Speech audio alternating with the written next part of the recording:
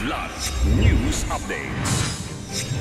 Mga balita ngayon, 10 million pesos halaga ng smuggled na karne at sibuyas nasabat sa Maynila. 3.9 million pesos illegal na vape products nasabat ng NBI sa Parañaque. Inflation rate sa bansa noong Hunyo bahagyang tumaas ng 1.4% ayon sa PSA.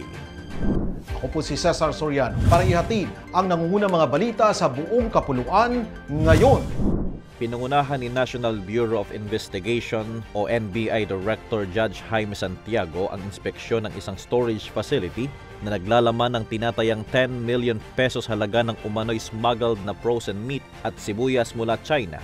Kahapon ng kanilang inspeksyonin ng isang bodega sa Carino Avenue, Extension, Paco, Manila. Kasama ang iba pang ahensya ng gobyerno, personal na sinuri ni Director Santiago ang mga produkto na pinaniniwala ang iligal na naipuslit sa bansa na posibleng banta sa kalusugan ng publiko at lokal na agrikultura. Ang nasabing operasyon ay bahagi ng pinaigting na kampanya ng pamahalaan kontra smuggling at iligal na importasyon. Nasabat ng National Bureau of Investigation Cavite North District Office o NBI Cavite North ang tinatayang 3.9 million pesos halaga ng illegal na vape products sa Parañaque City, Kamakalua.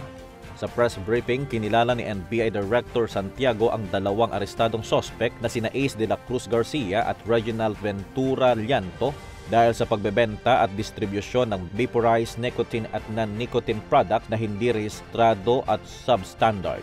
Sa entrapment operation ay ginawa matapos makumpirma ng Department of Trade and Industry o DTI na hindi rehistrado at hindi pumasa sa pamantayan ang produkto.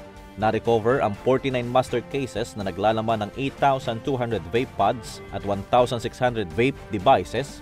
Nahaharap ang dalawa sa kasong paglabag sa Republic Act 11900 at dinala sa Parañaque Prosecutor's Office para sa inquest. Bahagyang bumilis ang pagtaas ng presyo ng mga bilihin noong buwan ng Hunyo ayon sa pinakahuling datos ng Philippine Statistics Authority o PSA.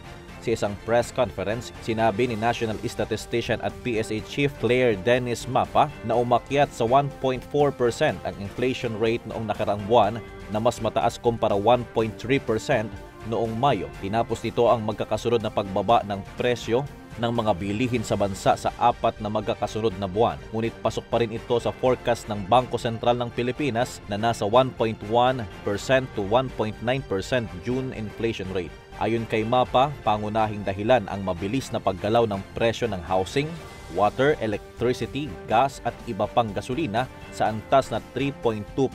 Ang mga ito rin ay may pinakamalaking share sa 63.3% na pangkalahatang antas ng inflation rate noong Hunyo. Para sa Kidlat News Channel, ito si JP Adaw, nag-uulat.